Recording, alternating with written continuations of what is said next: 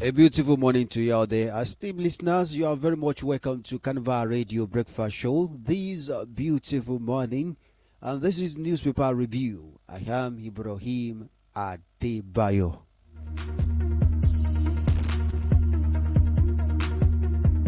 These are the headlines in the newspaper. Panic in 11 states as release of water from Lagduk dams begins.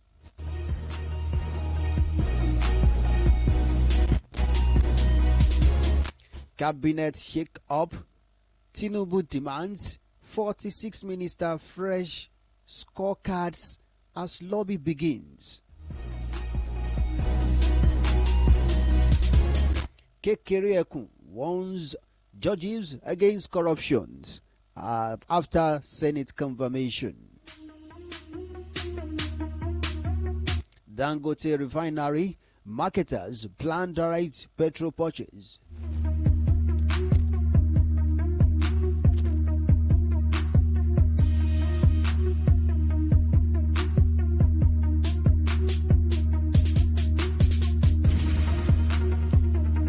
Alleged 110 billion fraud. Nigerian government files fresh charges against Yahya Bello.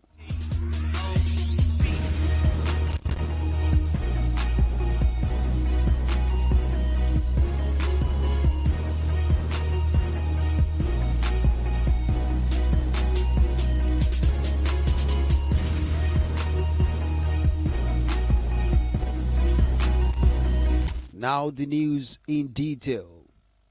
Panic in 11 states as release of water from Lagdo Dam begins, following torrential rains and the recent devastation of Maiduguri, the Borno State capital, due to the collapse of Alu Dam. Nigerians in littoral states of the country are currently on the edge over a possible reenactment of a similar tragedies in the wake of a reported release of the excess water from Lagdo Dam in Cameroon.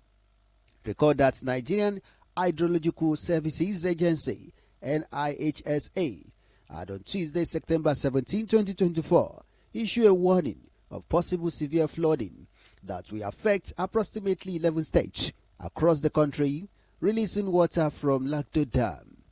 States likely to be impacted and which border the Benue River, including Adamawa, Taraba, Benue, Nasarawa, Kogi, Edo, Delta, Anambra, Bayelsa, Cross River, and Rivers.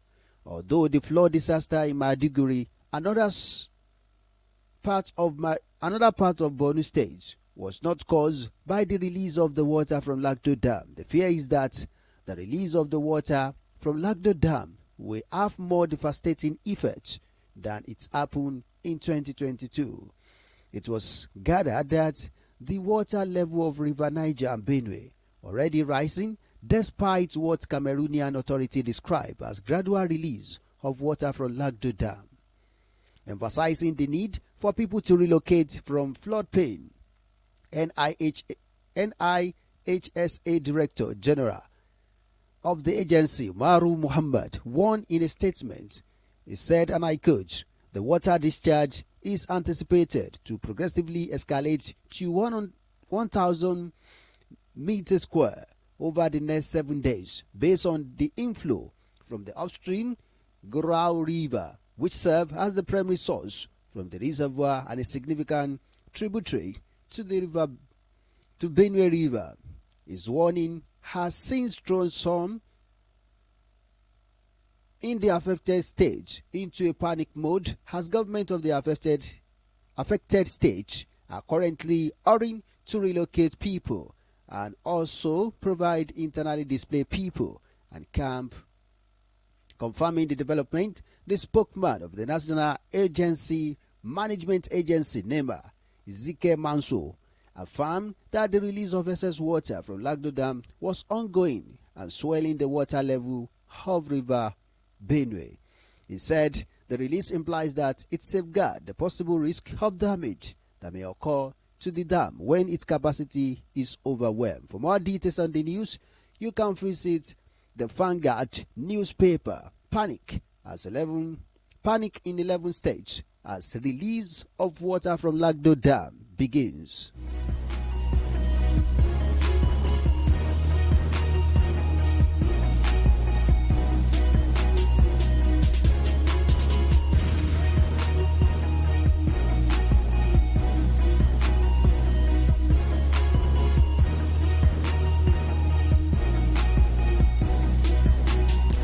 Cabinet shake-up. Tinubu demand 46 minister fresh scorecards as lobby begins. Ahead of the planned cabinet shake-up by President Bola Tinubu, several ministers and their political godfather have intensified lobbying to retain their position. The presidency stated that President Tinubu will soon rejig his cabinet, which confirmed the September 1 report that a cabinet shake-up was imminent. This happened as presidential aide told newsmen that some ministers had started frantic lobbying to be in the president's good book.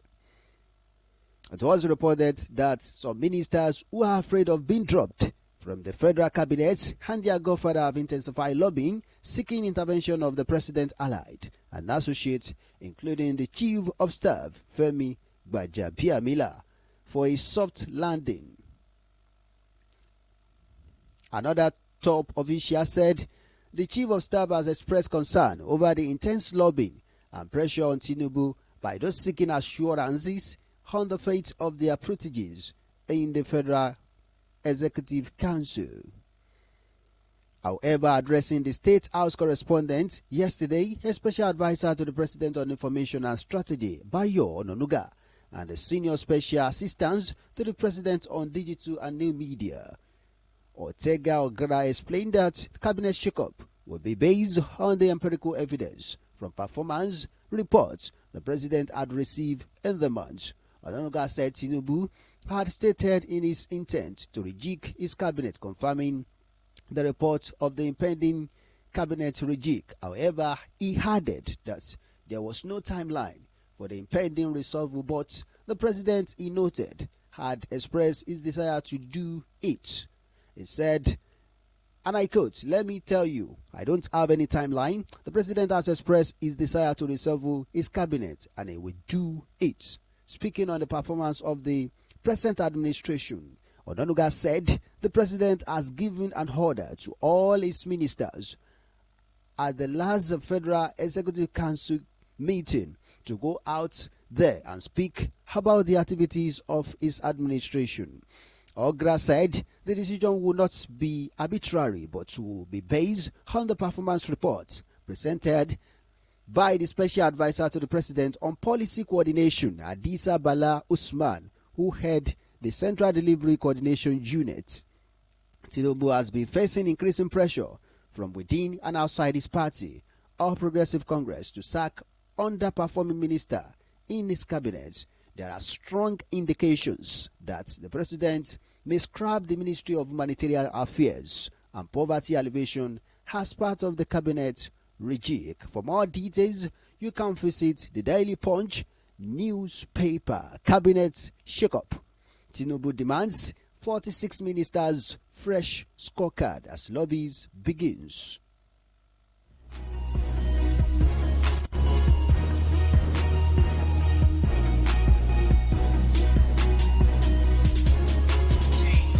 Kekere warns judges against corruption after Senate confirmation. The Senate yesterday screened and confirmed Justice Kudirat Kekere as the substantive Chief Justice of Nigeria. The Senate President Godswill Akpabio announced confirmation of Kekere during the plenary after she was cleared by voice vote. The 66-year-old jurist became becomes the 23rd substantive CJN and the second female to occupy the office in the Nigerian history. The new CJN was screened for almost 2 hours as lawmakers threw various questions at her, particularly on judicial reforms. Kekere was thereafter cleared by the senators at the committee of the whole. The confirmation was pursuant to the section 231, subsection 1 of the 1999 Constitution as amended. After announcing the confirmation, Akpabio expressed confidence that Nigerians will get adequate justice under the leadership of Kekere as the new CJN. The Senate President thereafter congratulated the new CJN and urged her to uphold the integrity of the Nigerian judiciary. During her screening, Justice Kekere emphasized her firm stance against corruption in the judiciary, stating that she would not tolerate any form of it. She read the riot act to the judiciary's officers, stressing that she would not tolerate corruption's frivolous expertise. Orders and interim injunction often granted by some judges to decongest the decongestion of the cases at the Supreme Court. She pleaded with the Senate, by extension the National Assembly, to amend the relevant section of the 2022 Electoral Act in marking all pre-elections matters to terminate at the Court of Appeal. She added that troubles looms for those in the habit of discussing cases pending in court, particularly senior lawyers with declarative or authoritative pronouncements bordering on the subjudicia. She said, and I quote, "Some of the things that I am known are for integrity and zero tolerance for corruption." For more details on the news, you can visit the Daily Punch newspaper. Kekere warns judges against corruption after Senate confirmation.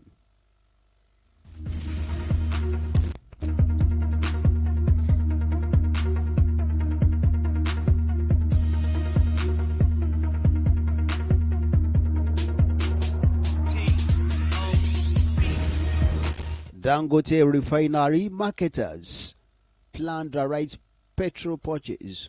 Oil marketers are seeking to deal directly with the Dangote Petroleum Refinery instead of buying the company premium motor spirit, particularly called petrol, from Nigerian National Petroleum Company Limited. Dealers under the aegis of the Independent Petroleum Marketers Association of Nigeria, the Petroleum Products Retail Outlets Owners Association of Nigeria, said they had commenced move that will ensure the direct purchase of petroleum from the $20 billion plant instead of going through NMPC. NMPC is currently the sole off-taker of PMS from Lekki-based refinery. Other marketers go through the National Oil Company to access the products from the mega refinery. This came as the Nigerian Economic Summit Group urged the federal government to avoid long-term monopoly in the downstream oil sector, but should support the Dangote refinery for growth. IPMAN officials describe NMPC as a fellow competitor, stating that efforts were ongoing to meet with the president of Dangote Group, Alhaji Aliko Dangote, and some management members of the industry. While saying no particular date has been fixed for the meeting, IPMAN leaders emphasized that buying directly from the refinery is right instead of buying from another marketers. The secretary of the group, Temulum James, told newsmen that IPMAN has an association of businessmen would not love to broadcast its business discussion, saying, however, that when a final business decision is taken, everyone will be carried along. However, it was told that Nigerians would be interested in IPMAN because it has the highest numbers of filling stations in the country, the secretary admitted, saying the association is mindful of these.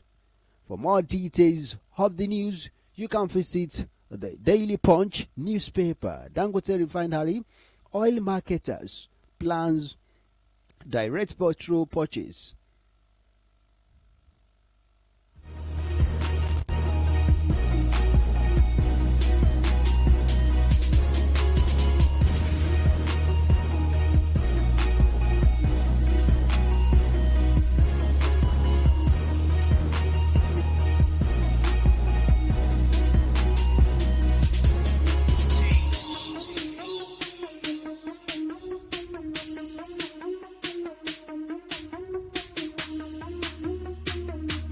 Alleged 110 billion fraud, Nigerian government files fresh charges against Yaya Bello.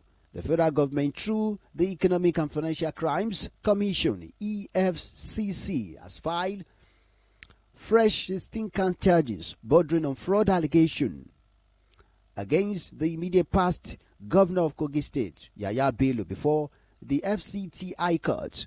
The charges filed through counsel for the EFCC, Kemi Pierio, Rotimi Oyedepo, and 7 other lawyers also joined one Umaru Soaibu, Oricha, and Abdusalam Udu as defendants. These were coming following the former governor absent at the Federal High Court in Abuja, where he was being tried for alleged fraud to the tune of 80 billion naira. According to reports, the anti-graft agency, the fresh charge seat, revealed that it had uncovered alleged fresh fraud against former governor to the tune of 110 billion naira. The charge sheet partly read, and I quote, "That's you, Yaya Adosa Bello, Umaru Suaibu Oricha, Han Abdusalami Udu, sometime since 2016 in Abuja, within the jurisdictions of these honorable courts, agree among yourself to cause to be done an illegal act, to wit, criminal breaches of trust in respect to the total sum of 110 billion naira entrusted to you." End of quote. For more details on the news, you can visit the Daily Post newspaper. Alleged 110 billion fraud. Nigerian government files fresh charges against Yaya Bello.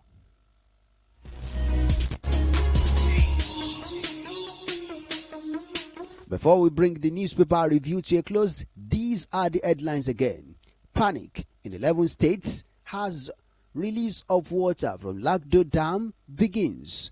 Cabinet shake-up. Tinubu demands 46 ministers fresh scorecards as lobby begins. Kekeriekun warns judges against corruption after Senate's confirmation. Dangote refinery marketers plan direct petrol purchase. Alleged 110 billion fraud. Nigerian government files fresh charges against former governor Yaya Bello. Now that ends the newspaper review on Carnival Radio. Thank you so much for listening. I am Ibrahim Adebayo. You can download the Carnival Media app from the Google Play Store and iOS App Store. Do enjoy the rest of your morning.